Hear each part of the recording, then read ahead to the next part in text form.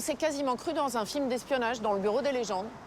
Oui, parce qu'on a de forts soupçons que le téléphone de Ling ait été hacké À distance? à distance, puisque c'était via son numéro que cette personne s'est connectée sur notre application.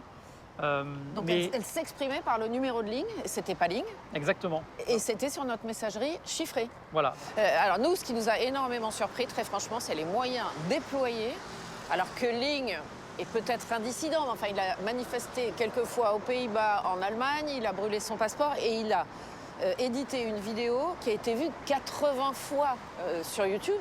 C'est pas grand-chose.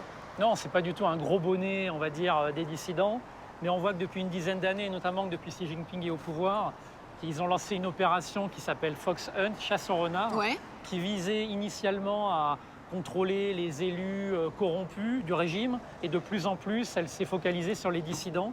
Et donc là, dans un nombre très très grand de pays, on a vu qu'il y avait de plus en plus de rapatriements de force. Alors toi, Antoine, il y a quelques jours avec Thomas, vous avez été convoqué, ou plutôt invité, on va dire, ici, à l'ambassade de Chine à Paris. Qu'est-ce qu'on vous a dit? On nous a répondu que toute cette affaire n'était qu'un tissu de mensonges, qu'ils ont essayé de charger Ling, ils ont essayé de nous convaincre finalement qu'on avait été manipulés, que c'était pas du tout, que ce qu'on avait vu n'était pas ce qu'on avait vu, que ce qu'on croyait n'était pas vrai. Ouais. Et leur objectif était vraiment de différer le documentaire. Ils nous ont dit qu'on pourrait enquêter encore 1 ou 2 semaines. Ouais.